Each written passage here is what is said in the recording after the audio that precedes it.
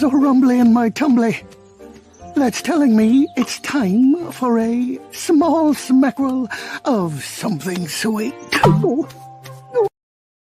Sweet Jesus, Paul, that's not honey. That's the strength and will required to restore the Roman Emperor. Oh, bother.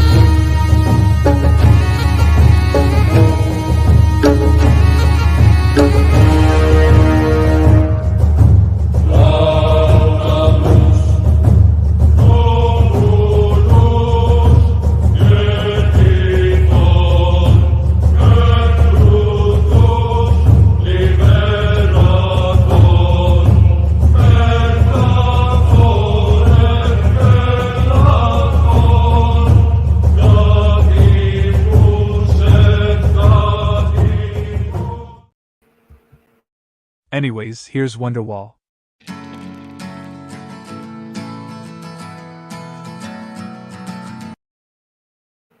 Welcome everybody to another When in Rome with Michael and Matt. We are back, the Imperium Bros.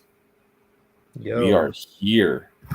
just excited to be here. This is going to be a very fun episode. Thanks Yeah, for hanging man. out with us. We're gonna crucify some docu-drama tonight. It's gonna be good. So I hope everyone enjoyed our nice new addition to our intro. In case there's any doubt as to what that is, we're just gonna give that a little encore. There's a rumbly in my tumbly that's telling me it's time for a small smackerel of something sweet. Sweet Jesus, Paul, that's not honey. That's the strength and will required to restore the Roman Emperor. Oh, bother. I love that dumb video.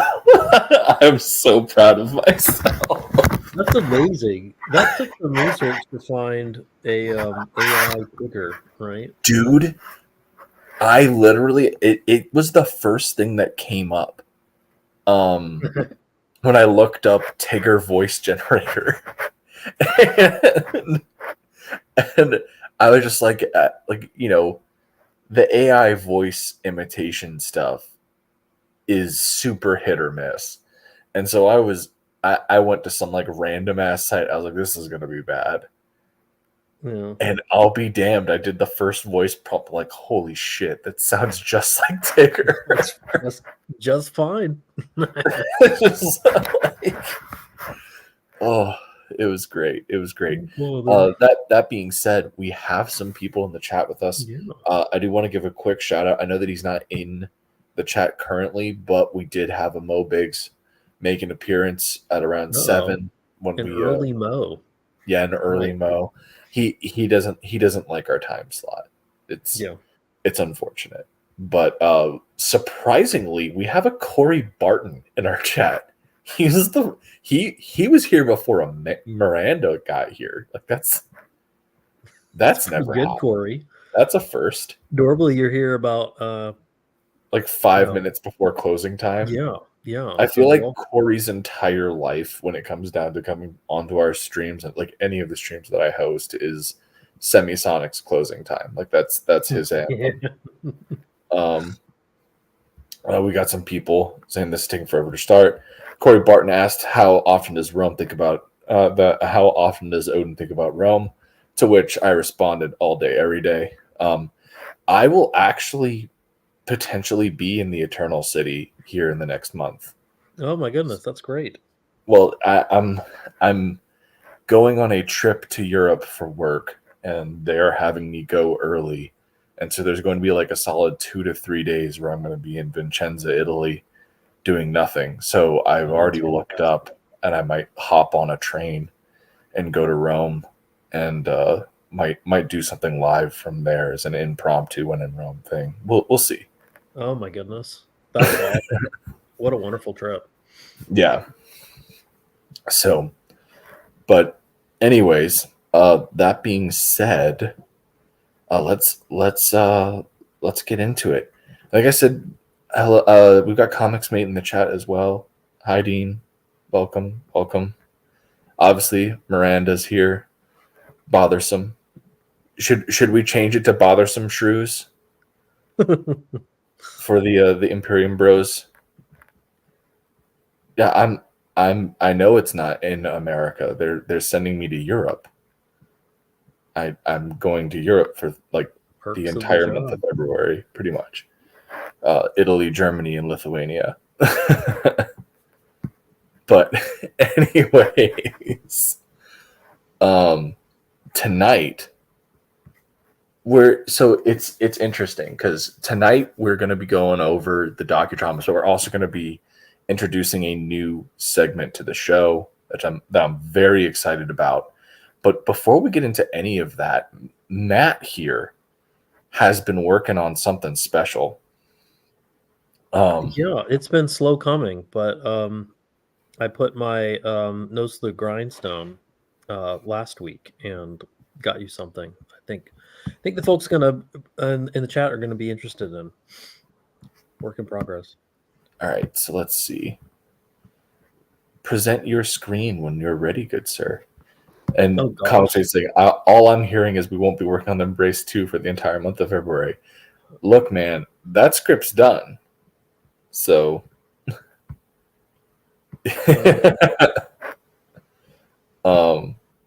but anyways, stall for a second more. If I gotta share, hold on. I don't have you don't have it open. I told you we were going to share this. I don't have Twitter DMs on this particular computer. Yeah. Hello. Oh, goodness gracious. No. Hold on 1 second. Give me a sec. Pick the bottom one. Give me a sec, Matt. I'll hook you up, homie. This particular. I was also hoping that you had gotten a chance to add the crown. I was hoping that you'd have it ready right there. You know, yeah, you'd think I would.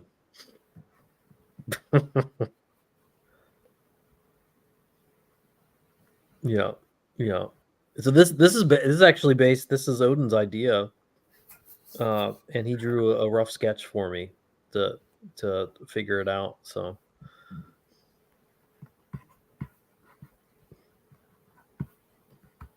Yes. Yeah. So. Oh, thanks, Miranda. So what do we have? What do we have here? We've got. So what we have here is the beginnings of the When in Rome logo, which will feature the wonderful Emperor Nero jamming out on his lyre, and there's going to be some stuff burning in the background. Yeah, I don't want to spoil Nero bust is what's in reference here. With the neck beard and the mullet, the awful double chin, apple cheeked, with the bangs, that Nero. That's what we're going for here. I mean, that's what he should be.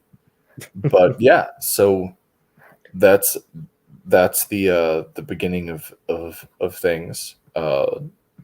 We're gonna we're kind of figuring some stuff out on like what to do outside of, I mean, obviously using this logo for stuff, but it's an exciting step. Maybe we get some shirts made.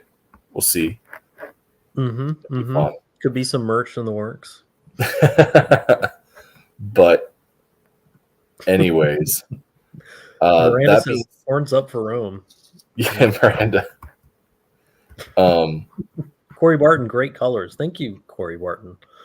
It doesn't have colors yet. We're not even there yet. My only edit to this is we need to make sure that we either give him a laurel crown or optimally like a crown of sunlight rays, because he very frequently dressed up as Helios or Apollo. Yeah, it's gonna be rad. But all right, so we'll stop that screen. That's our first image here of the evening. Yes. Hold on. Oh man, there's something that's not going. I can't believe it. So disappointed in myself. Joe Belisarius. There we go. Things are fixed. All right.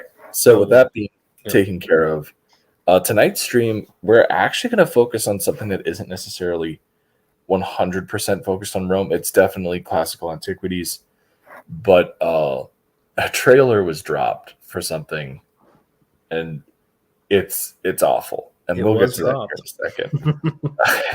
But there has been this trend, and it started with, at least as far as I can tell, it started with this Emperor series that Netflix did of Docu-Drama. And so what exactly is a docudrama? Well, it's a combination of a documentary and a dramatic reenactment. So like an adaptation to film. Now, Rome, the Emperor series was narrated by Sean Bean, and the first series was on, I think, Commodus, and then the second series was on Julius Caesar, I think. I don't even remember. I made it through the Commodus one, and that was painful. The Julius Caesar one, I literally made it like 5 minutes in and noped out, and we'll get to that here in a second. But like, no. So Corey Barton says like Vikings. No. So like, Vikings is a dramatic retelling of history, right? Yeah, like a fictional nonfiction. Like it's historical fiction, right? Like that's what Vikings is. We're going to take these events and we're going to create a quasi-fictional narrative, or just straight up fictional narrative, to have all these characters engage with one another and be a part of these historical events, etc., etc. Like that's what Vikings is. And I like stuff like that. I also like documentaries, which are, like you have historians and what have you, and they talk about things and they examine ruins and stuff like that. The big thing with that is that in documentaries, your budget is going towards filming on location, getting the permits for that, and paying for the time for like the top tier historians to come and talk about the specific topics, and then the editing of that footage and what have you. Like, so documentaries tend to be much smaller production, in much smaller productions than your standard film. But I enjoy them. They're good. docudramas are this weird freaking hybrid. Mm. And what this ultimately comes down to is they get a solid, they don't have a big enough budget to get good actors or anything like that to come in and do the dramatized segments. And all of the money that they use to get the crappy actors and pay for the crappy designs and everything like that, that was needed to get the top tier historians, you end up getting these bottom of the barrel, nobody's ever heard of you people that are kind of full of shit, as you've seen in the Netflix Queen Cleopatra one with random lady whose basis for Cleopatra being black is her grandma's reservations about it being taught to her that way in school. Like that's what this is. And so yeah, and it's kind of it's also when you think about it, if you had to sit down and write a script for a docudrama, it's fairly easy compared to writing historical fiction, because you just have to write the parts that you want to write, and you don't have to worry about stitching them together. You can just hope that the historians kind of talk through the interesting and make it interesting and stuff you don't want to actually depict. My whole thing with it is that it's just like what I have the issue with is because the budget isn't there to hire the right actors and hire good costumers and hire any of this stuff. All the dramatized stuff looks like shit. It's like the worst of both worlds is kind of what you're saying. Pretty much. Yeah. Like you can't afford to be excellent on either end. Isn't that like the manga Rome book you done, like JoJo's Adventures? Okay, no. I will hurt you, Corey. My book was filled with fiction, love. And it's glorious. My book was filled with love and care. I got a top tier artist that could pay homage and to a degree replicate the style of Hirohiko Araki. Yeah, rigorously researched and in style and in content. I read through dozens of hundreds of chapters of JoJo's Bizarre Adventure, studied how Araki paced his freaking pages. I put in the work. These clowns don't. I'm saying that it's the same thing. No, because mine's more of a parody, but I do appreciate what you're saying. Yes, okay. Yeah, I got you. Sorry about the miscommunication. Transparently a parody. But anyways, let's so this isn't exactly Rome. This is Alexander, the Making of a God. Yeah. Speaking of parodies, Corey, let us know when you laugh. You know, how many seconds can you last before laughing? So this, I mean, it's not Rome, but Alexander was like the granddaddy of, well, daddy of empire. I guess granddaddy of empire would be Cyrus the Great, but I mean, no biggie. Yeah. All right. All the Roman generals just sat around agreeing that Alexander was better than them. So pretty much. All right. Let's watch this trash. I already hate the fucking helmets. A war is coming. So fierce. Why the fuck is Alexander wearing a fucking pharaoh outfit from High Kingdom? Yeah. Like, what is this? What is this like? Just stealing bars from dude, from Dune? The Egyptian All right, so what were you saying, Matt? I apologize. There's a lot to do with that. It's just so bad. Yeah. All right, so like, I understand that people think of like ancient Egypt and they think of like the like, you know, lower, middle, and high kingdoms, right?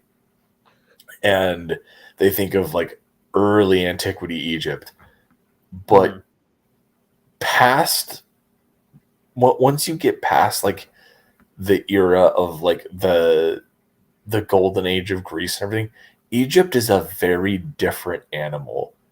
And they didn't just stay the way they didn't just run their armies and dress the way that they had done during the fucking Bronze Age, as they did during the Iron Age and, you know, the going into the Hellenistic period. Like, they evolved with the times too. Oh my You god! telling us they didn't run around with those cool little hand scythes for 3,000 years, like a No, like a they did bronze not do hand that. scythe?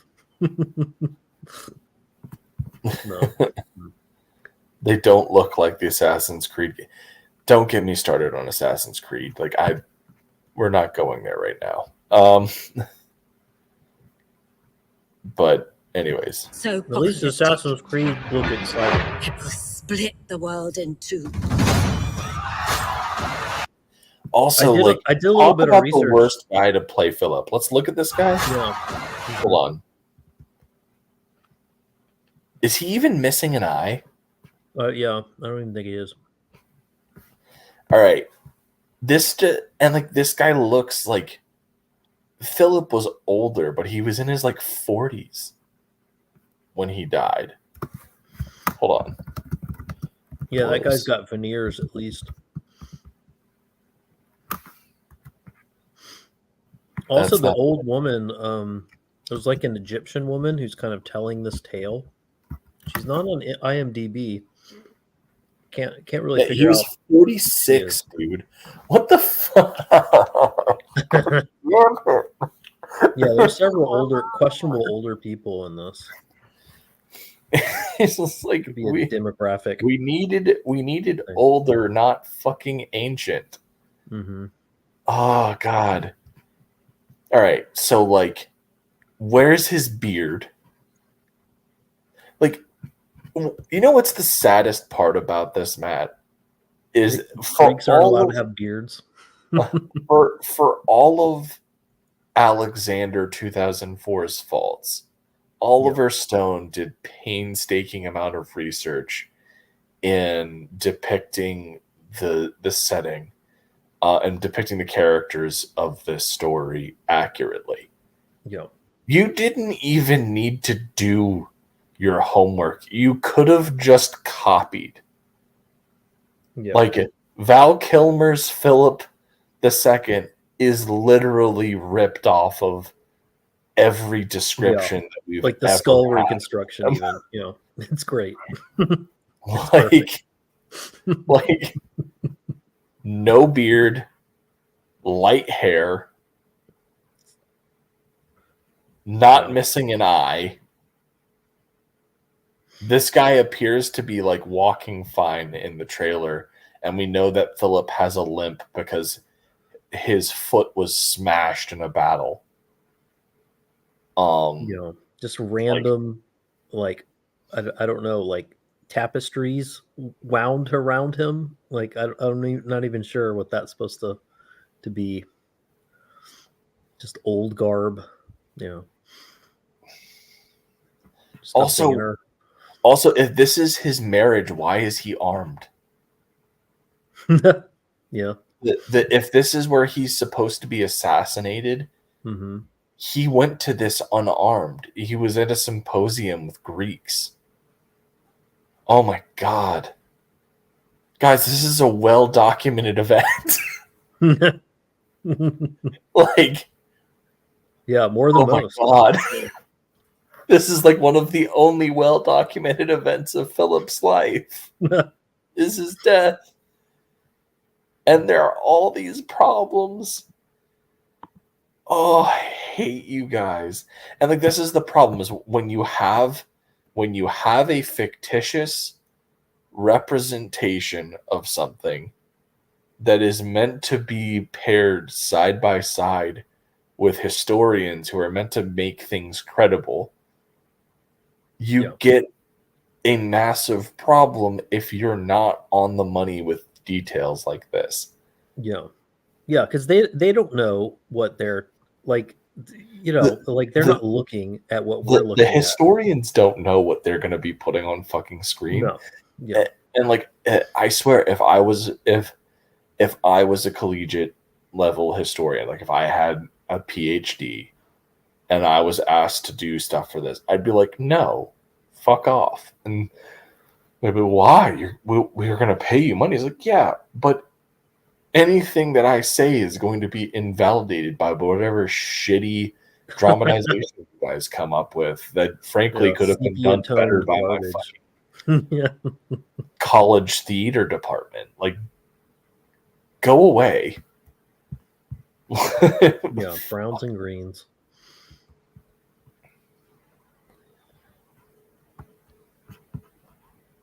Hold on. Yeah. Can you hear that? Why is no. that? We're going to stop screen real quick. We were getting audio from it. Yeah, we've got contemporary frescoes, Macedonian frescoes that are brighter colors than what we're seeing here. Lies dead. He wasn't at the assassination, was he? I thought he was still in exile. Mm-hmm. That was my understanding too. Yeah. Yeah, we're about to come up to this is an interesting part. At least the trailer is presenting the idea that Persia is half of this story, which is kind of interesting. That's a different take than typically what you see.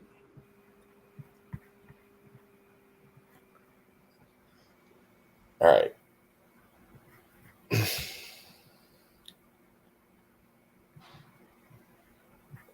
I think that they had like recently reconciled, but I don't recall whether or not he was at the ceremony. And the hand of Persia is to blame. Yes, sure, because the Persians were still wearing finery from like the period of Cyrus. Okay, whatever. Yeah. Let's make an example of this boy. Threaten Persia, and you won't live. Oh yes, because Darius III had such an aggressive fucking policy to Alexander. It's not like the fact that he was on the defensive the entire time actively played into Alexander's hands. Yeah.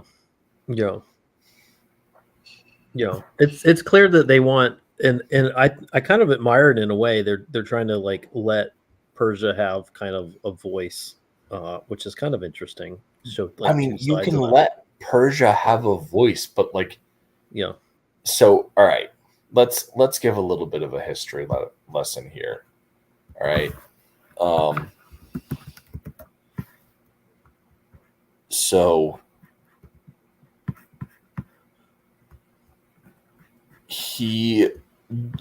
Darius's predecessor is Artaxerxes II. Right? Mm-hmm. Artaxerxes II is the person that, you know, hold on. I want to make sure that I got this correct. No, I'm not. Hold on. Everybody bring up Wikipedia on your phone, folks. Let's see. Okay, so he is like Arces is technically before Darius, but not really. Like Arces's reign is less than 2 years. Yeah. Artaxerxes the Fourth. Yeah.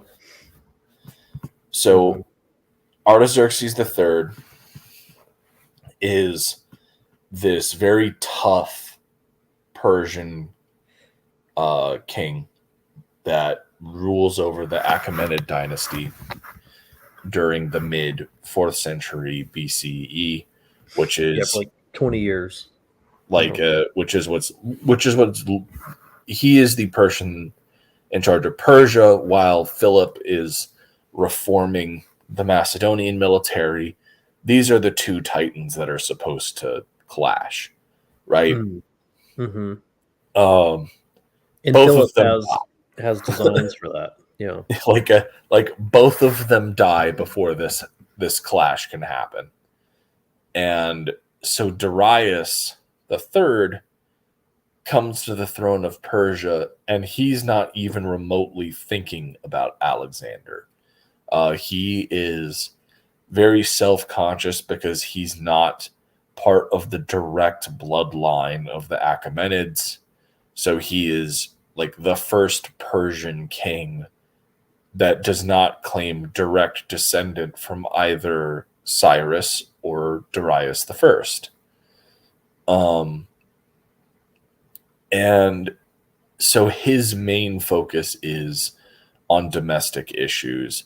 He does not give a fuck about what's going on in Greece, because most people, and this includes the Greeks, see Alexander as a young upstart that doesn't have a lot of experience. His dad built Macedonia to be this mighty thing, but how many times does, the spoiled rich kid of of a mighty man end up able to like wield the same level of might and power as his dad? It very seldomly happens. What they didn't really take into account is Alexander and his dad never really got along, and Alexander had a weirdly rough upbringing of his own. Yeah. Which they do kind of it does look like this trailer is signaling that he's kind of a mama's boy, which we'll see a bit more of, which is kind of all of them Hollywood's did. way of saying that he doesn't get along with his dad. Well, I mean, the classical sources pretty much confirm that. Like, you've got the famous story from Plutarch about him taming Bucephalus, his horse. And according to that, Philip agreed to that bet because he was hoping that the crazed horse would kill his kid, because he never liked Alexander. According to those sources, like, messed up stuff, Is there anything, but like, is there anything about him being like especially, I mean, other than I guess his alleged divine heritage, but is there anything about Olympia being like particularly doting on him? I mean, she is very manipulative, and what we do know is that she claimed heritage from the mythic hero Achilles, as like the great granddaughter of Neoptolemus, Achilles' son. Like that's like the big thing. And she was allegedly in like a snake goddess worshiping cult. Like, Olympias is a very interesting character. And it's funny because a couple months ago I did this stream with Aldous where we were talking about, women from antiquity and myth that don't have a voice and what have you, and they don't, and so these modern feminist writers write these books to give these characters voices, and they always choose people that have literally been written about to every up-tillionth degree. But Olympias is actually one of those characters that I feel like you could do something like that with. She is very interesting, and even after Alexander's death, is making political power plays of her own. But anyways, and some say that she had a hand in her husband's death. So Alexander's ascent is that becomes part of this narrative that I think sometimes people play with, where like, okay, she seems to like her son, she seems to maybe have killed her husband. Well, Maybe she killed her husband to help her son out. There's definitely some speculation there because, like, Yeah. after Philip dies, she has his other wife and his other wife's kids by him killed. Yeah. And him. So you can run with that, and you can tell some really interesting historical fiction about her kind of saying, like putting all her chips on Alexander, taking 100%. chips off her husband and putting them on Alexander. Well, she did not like Philip, and Philip certainly did not like her. I mean, clear. and the big thing that also really plays into this is as Alexander becomes an adult, he and Philip get into a very big fight, and Philip exiles him. And they only briefly reconcile right before Philip is assassinated. So, to try again. It is time you know your true identity, Alexander. You are the son of Zeus. The worst actors to play. Okay, whatever. Lead your men where Philip never could. So you see what I was trying to say, chat. This is kind of the, and there's like, it's been said, like there's a reason to kind of go in this direction, but I don't know. It's a little heavy-handed in the trailer. Their whole point is, Alexander, the making of a god, and I just like, I don't. Oh. Persia and beyond, it is your destiny. Snake / Zeus. All right, so let's take a look at this armor here. None of this is right. Yeah, leather. So, Alexander, we actually know for a fact that he had a special ornamental helmet that was designed to have the face of a lion in it. And like, this is one of those things where it's like, dude, Oliver Stone literally did your homework for you. Why aren't you just copying it? Yeah. Zeus. So this actually doesn't really become a thing. And this is why I think that this is very fucking funny. Is Alexander's claims that he is the son of Zeus don't start until after the Siwa Oasis. And it's not Zeus, it's Zeus Amun, which is a like combination of Zeus and Amun Ra. Yeah. So you like, can see again, the mother narrative is kind of collapsing into like it kind of consuming the whole origin story. But So this isn't a mohawk, Corey. This is a horsehair crest, which were very popular in Greece, absolutely. But I believe what he's wearing right now is what's called an Ionian helmet. Alexander never wore these, and by this point, these were no longer the fashion. In fact, most of his companion cavalry would likely have been wearing a Boeotian cap, which was what most cavalry soldiers wore. Hold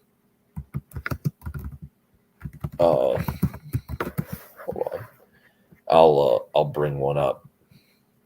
Yeah, it's one of these things that looks a little surprising, and so most audiences might not immediately buy it because it doesn't have the cheek guards that we typically think of with Greco-Roman culture. So they opted clearly not to do it because they didn't want to upset average audience instincts, which is fine, I guess, but.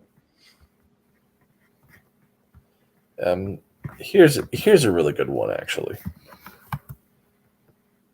Rome at War mod for Mountain Blade Warband. Look at you. Look at Oh, you, beautiful. modders, making good Boeotian Gosh, I helmets. want to download that DLC now. That sounds great. 15 15-year-old game, getting it right. All right, so we're gonna stop this screen real quick. Thanks, Corey. Says, I'm glad you guys are here to teach proper history. So this would be a Boeotian helmet. Yeah. This one. So these are the types of helmets that you would see. It's a bucket helmet, you know. It's Yeah. and if that's Well, yeah, you wouldn't necessarily expect that. And if but and these would be they specifically designers knew worn, that. So these instead would of be making something specifically historical, they just worn wanted to give you by what the you expected. companions, though. Alexander had his own special helmet.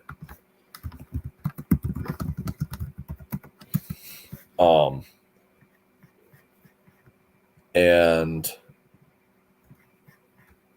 I think Oliver Stone really hit the nail on the head because it literally looks like here. There we go.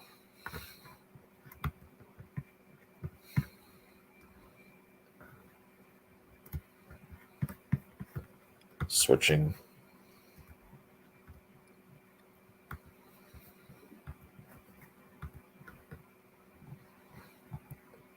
So you see right here, he's got this very custom helmet that's in the, it's a lion helmet, and Oliver Stone really freaking crushed it with his design, kind of blending this with some other types of contemporary helmets, and did just a beautiful job.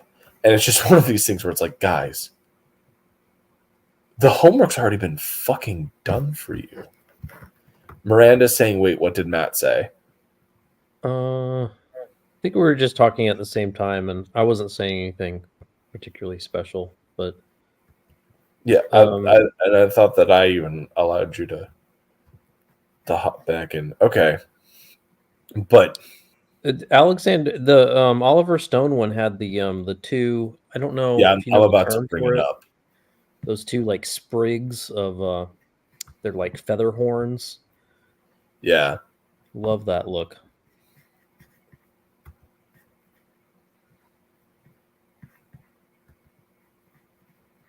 Yeah, it's probably a term for those, but.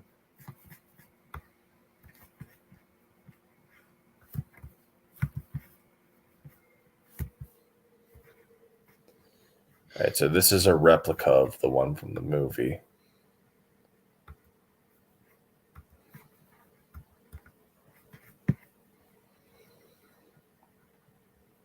Yeah, the helmet itself's a little less fancy. I mean, it's a little more practical, but it's got the cool sprigs. Yeah, like the homework was already done.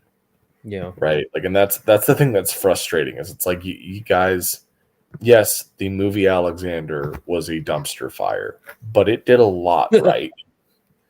Like from a design standpoint, it did a lot right.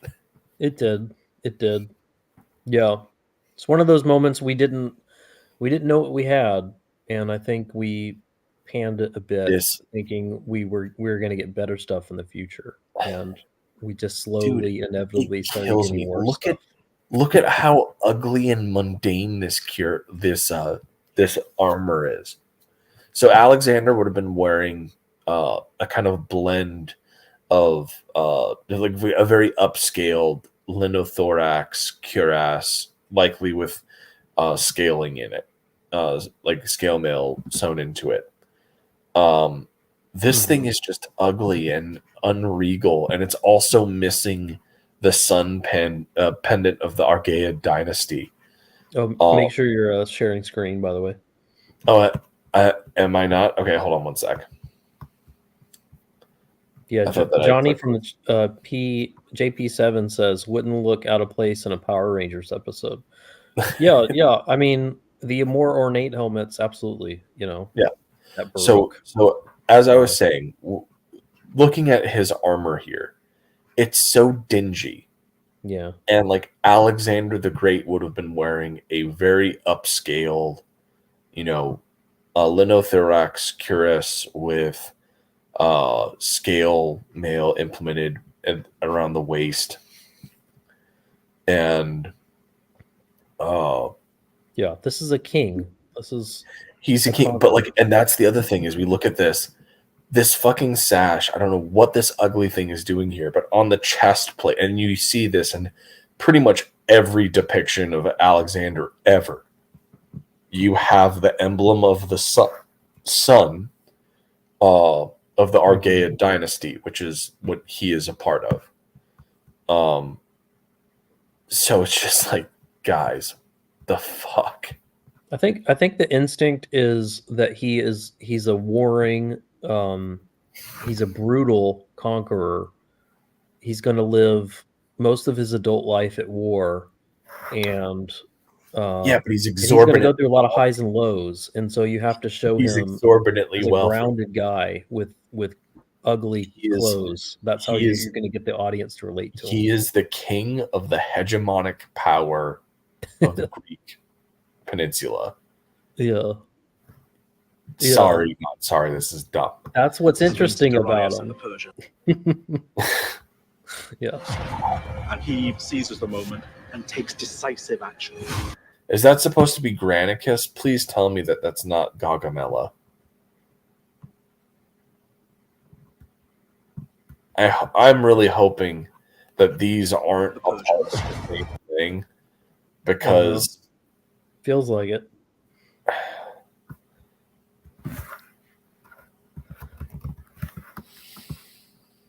Are you looking up the Roman mosaic?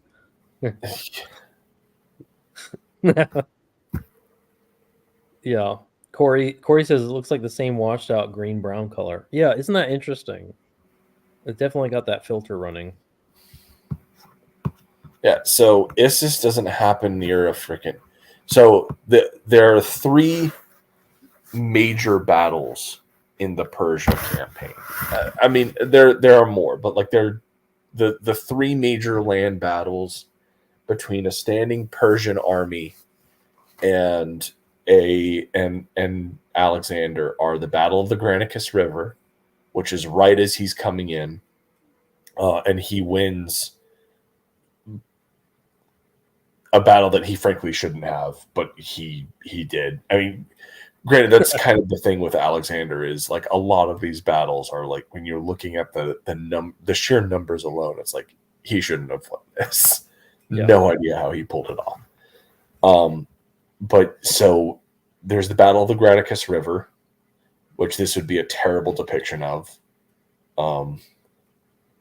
God, okay, so what the fuck? They've got Boeotian hats on his hoplites, but not his cavalry. Not on the cat. That's amazing. Yeah, you found a Boeotian hat, didn't you? Yeah. Also, are these supposed to be Sarissa? Yeah, that's funny. Are these supposed to be the Pez Hetyroi? Good fucking God, they look like bums. I think those date palms, I bet you they put them there in the midground because the background was like a parking lot or something. They didn't want to Photoshop it out. These are the they didn't have a huge army behind them the either. Companion cavalry. This has to be Battle of Granicus, because I'm fairly certain that these guys are supposed to be Egyptian. Yeah. And Granicus happens after he's taken Egypt. Granicus happens in not Granicus. Gaugamela happens after he's taken Egypt. Yeah, and pretty ethically diverse Greek army right now. But we'll let it slide because it's after the North African campaign. Do you think that this might be India because of all the shrub? Yeah. And how dingy everyone looks? Maybe this is supposed to be during the Indian campaign, or maybe the Bactrian. Maybe. But who's he charging? I mean, unless they could have just trailer fight it, and he's running against someone that they're implying is Persian, but isn't actually from the movie. And he seizes the moment and takes decisive action. You underestimated Alexander. Yeah. Oh God. Makes me so angry. Persians, we do not cower. We do not panic. That's just not true. I'm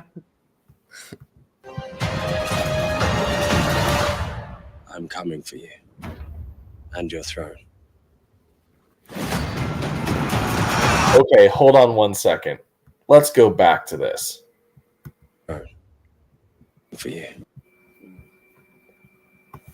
Give me 1 second. Letter from Alexander the Third to Darius the Third about being king. Yeah, Corey. Persians do actually have a tradition of darkening their eyes, as did Egyptians. Yes, part of that it is very common.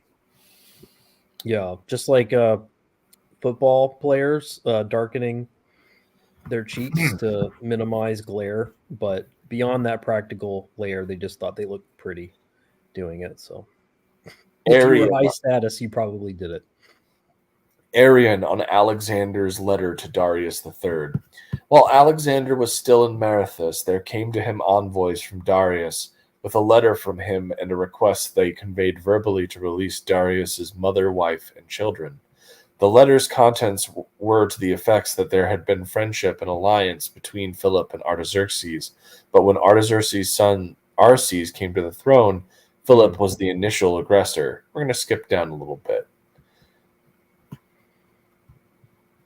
Alexander drafted a reply to this letter and then sent Thersippus to accompany the envoys from Darius with instructions to hand over the letter to Darius but not to engage in any negotiations. Alexander's letter read as follows: Your ancestors invaded Macedonia and the rest of Greece and did us harm, although we had not done you any previous injury. I have been appointed commander-in-chief of the Greeks, and it is with this aim to punish the Persians that I have crossed into Asia, since you are the aggressors. You gave support to the people of Perinthus, who had done my father harm, and Ochus sent a force to Thrace, which was under our rule. My father died at the hand of conspirators instigated by you, which was a claim back then. As you yourself boasted to everybody in your letters, you killed Arses with the help of Bagoas and gained your throne through unjust means. In defiance of Persian custom and doing wrong to the Persians, you sent unfriendly letters to the Greeks about me to push them to war against me, and sent money to the Spartans and some other Greeks, which none of other cities would accept apart from the Spartans.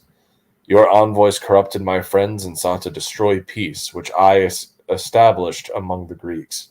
I therefore led an expedition against you and started the quarrel.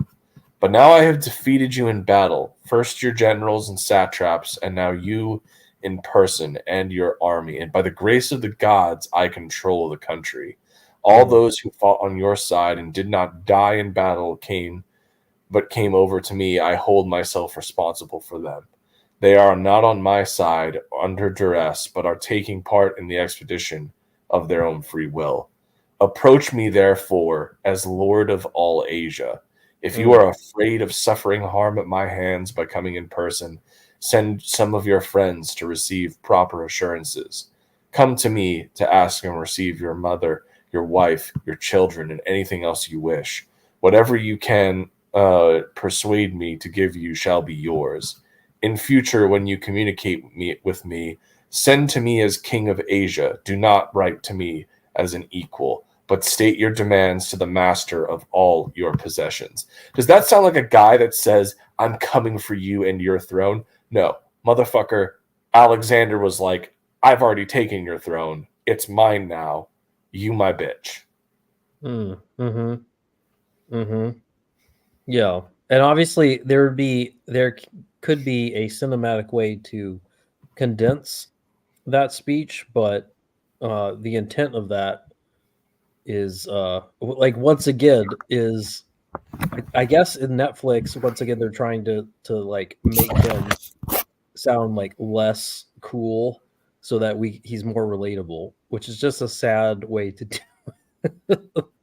I just like less impressive, therefore more it's relatable. one of the most famous moments of Alexander's time in Persia, and you have it in your trailer, and you fuck up the lines, like I'm coming for you and your throne. No, it's I've taken your throne. If you want it, because this is how the letter ends. I apologize. If you wish to lay claim to the title of king, then stand your ground and fight for it. Do not take flight, as I shall pursue you wherever you may be. Mm-hmm. Like, after Issus, Alexander became the king of Persia in his eyes. Yeah. I thought his whoring in Persia was well more. Jeb Bush in front of the world map as it turns yellow. Oh, goodness. All right, let's keep going. And your throne. What Alexander the Great accomplishes, it seems like something out of myth. Why is he in fucking Pharaoh's garb? Like, yes, Alexander had himself made Pharaoh. That is accurate. Yes, he wore Eastern clothes. We have a relief in Thebes, I think, of Alexander. But did he wear actual Pharaoh's garbs? No. Yeah. Like, where the fuck? Especially, like, this is shit that you would... Oh, God. Yeah. Yet he did it. Alexander was the greatest. Why? Yeah. Just why? Also, why does everything look so dingy? Everything looks so fucking dingy. It's like they took notes from Zack Snyder. Yeah. Wow. Everything must look dull. Thing you said all night. Everything must look dull, bland, and gritty. It's ancient times, right? There is nothing pristine. It's not like there was such thing as color or it's old to us, so it has to look old. Yeah. Alexander was the greatest military mind of all time. And traces I like of this the guy real though. man are emerging. He's really locked in. He's a fan of winning. I mean, at the very least, you don't have some random lady telling us what her grandma thought about Alexander the Great. Yeah, they're not trying to undermine his legacy. Be purged. I will rip him apart with my own bare hands. Why are we trying to give Darius more characterization than he like? It's a documentary. Like, this is where the docu-drama thing is just fucking dumb. Like, oh, we're gonna add. You don't dig it. You don't like this. Like he's like sparring with.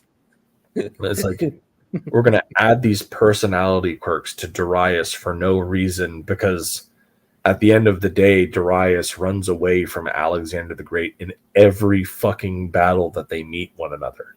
It's true. Who will be victorious? Yeah. He showed up with his family in tow, right? Oh, look at the amount of He didn't show up very seriously. He didn't show up like someone who was single-mindedly trying to destroy Alexander. He just assumed he was going to be able to. Yeah, well, I mean, and like, to his credit, if he died or was captured in either one of those battles, that's game over, right? Like, he cannot allow that to happen. But you can't, at the same time, you can't go on ahead and give this guy an unnecessary training montage of him being a badass, and then whenever Alexander gets in poking distance, the guy just runs away. Yeah. Yeah, you have to have that we shall black out the sun without arrows kind of moment. It's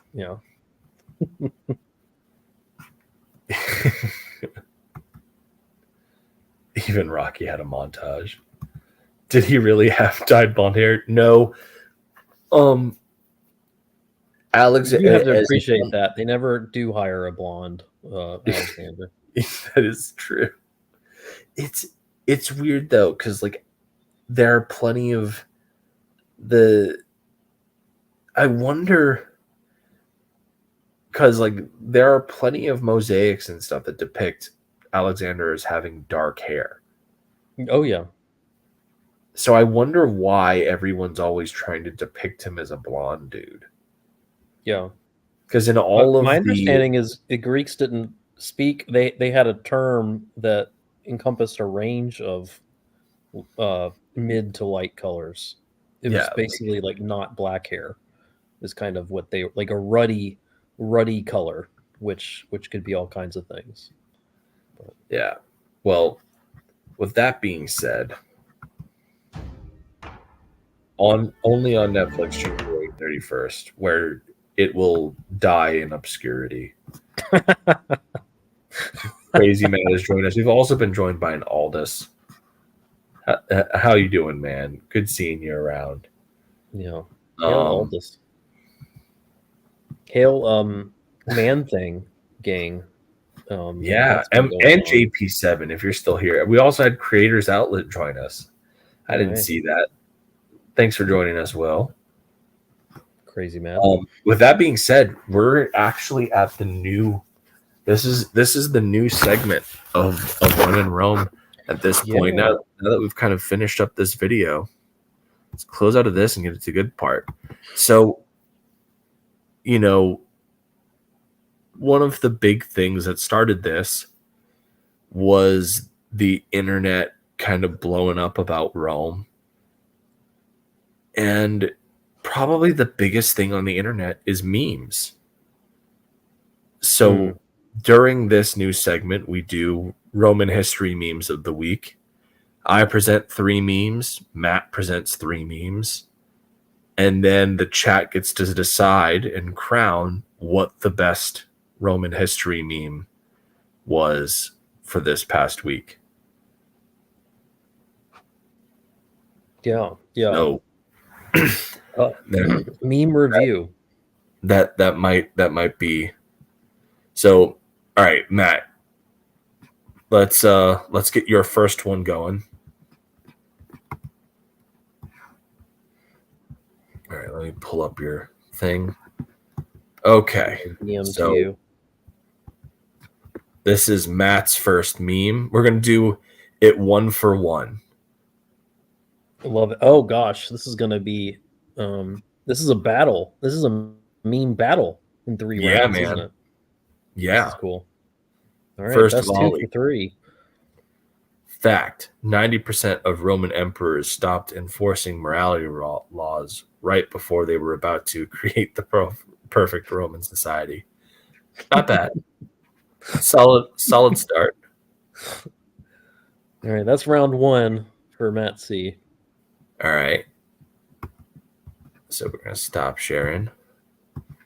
Round 1 for Odin.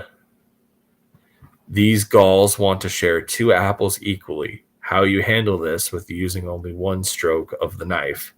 Romans who are bad at math, but very good at other methods.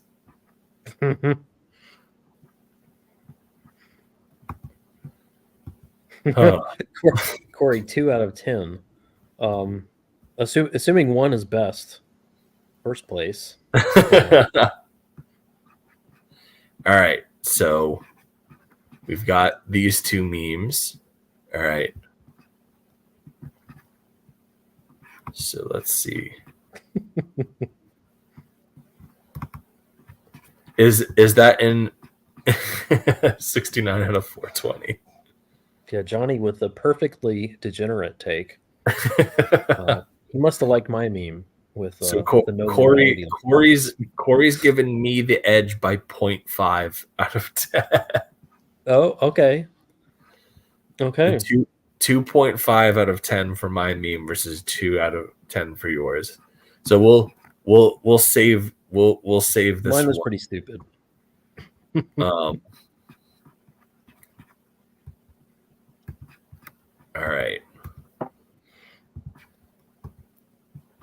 Woman with a time machine. I'm your granddaughter. Really? Men with a time machine. Fortis fortuna juvat. No, it doesn't, you idiot. Now turn the ship around.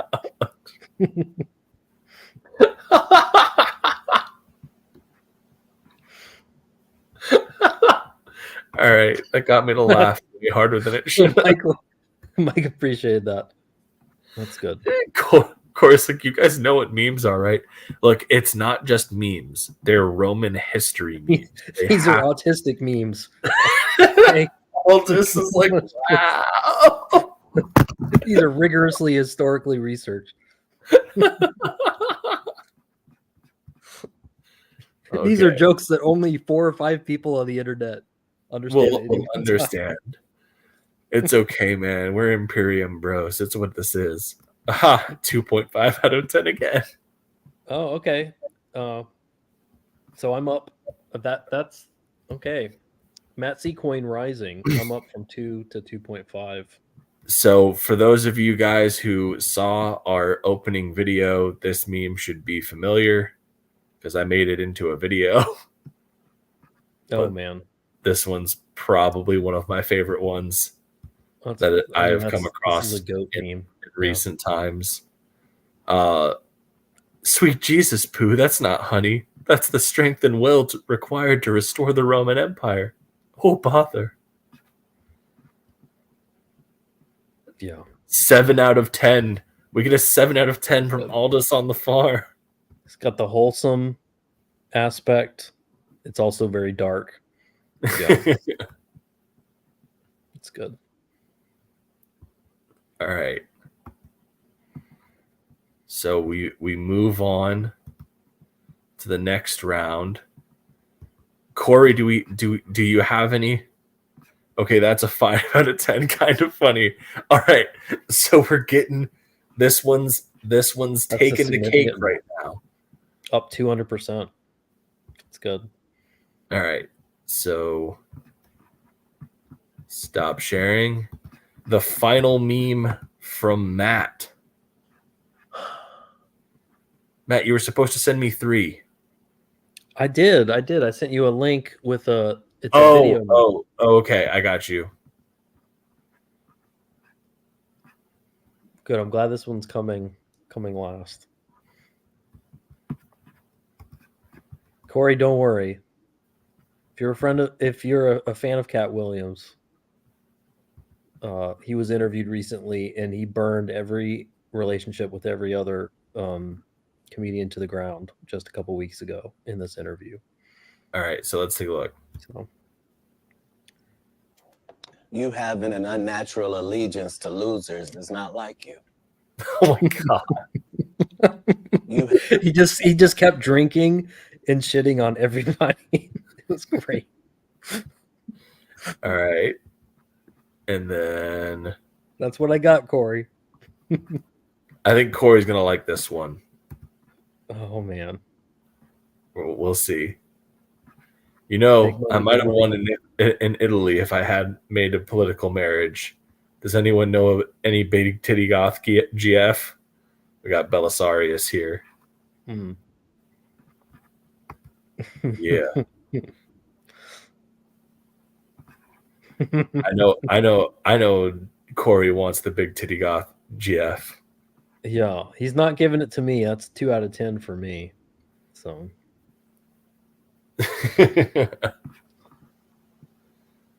good effort. Yeah. What's the consent? 4 out of 10. There you go. Yeah. Well done. We need a audio soundboard. I think you won 3 for 3 with that. That was fantastic. Well, so the highest rated one, I still don't get much. Were you here during the show that I did on Belisarius? Saying history memes are hard. This is the man. This is the last Roman general. He's the best. He's great.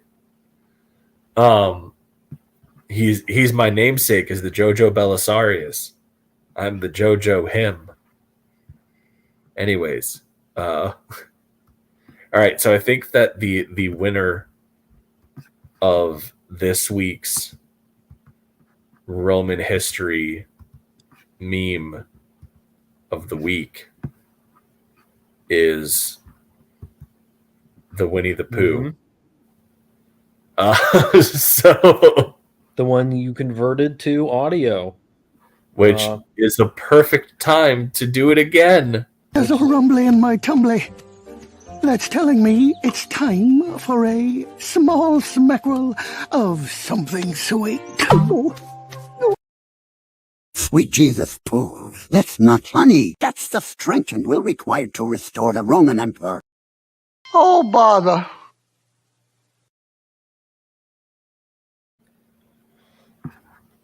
And I'm so glad that won because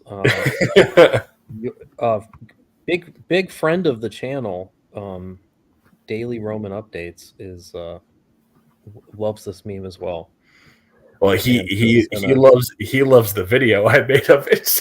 Yeah, he's seen it. So with that, he's gonna send it out, doesn't he? So. Or he's saying that he's gonna send me a meme. If it's not Roman history related, it doesn't count.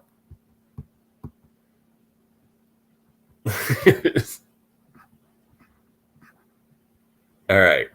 Well, with that being said, Do we have one last? Do we get a seventh? Is there a hidden seventh meme from Corey Barton?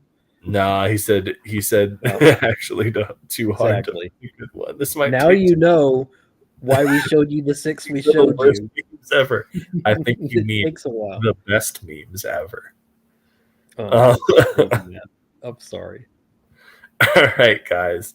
Well, thanks so much for hanging out with us tonight. This has been another edition of One in Rome with Michael and Matt. Thanks so much for joining the Imperium Bros this evening. We will catch you again next week. And then the following, I'm probably going to be doing a impromptu stream at some point. I'll be in a 6-hour time difference. Oh, hold on. Corey sent us something. Stealing the show. Where did you send it? Did you send it to like Facebook or Twitter? Corey, you're not finding these memes on Facebook, are you? That's off to a bad start, buddy. This is a Facebook meme. We're shutting it down.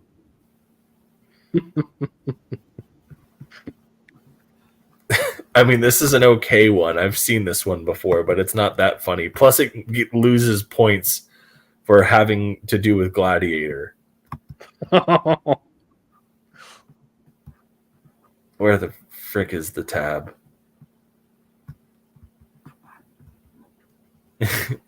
Girls think about the Roman Empire too, Caesar salads, and will literally think about ancient Rome instead of going to therapy. Look at this cool helmet. I mean, it would be cooler if he was actually wearing a like period accurate gladiator. But you know, whatever. That was pretty good. I'll give it a 3, which is better than anything.